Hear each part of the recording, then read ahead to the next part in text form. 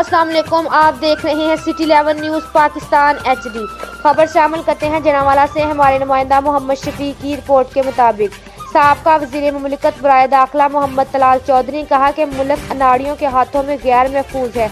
अर्ज़ वतन दिन ब दिन मसाइल की दलदल में धंसा जा रहा है। इमरान खान और उसकी नाअहल टीम में 1% भी मुल्क को चलाने की सलाहियत नहीं। इनकी नालायकी की वजह से अवाम महंगाई से बिलबला रही है। उन्होंने कहा कि महंगाई बेरोजगारी ने गरीब आवाम की जिंदगी को अजीरन बना दिया। एशिया खुदनोश की कीमतें आसमान से बातें कर रही हैं, जिसकी वजह से लोगों की क़ुव्वत खरीद बुरी तरह मुतासिर हुई है।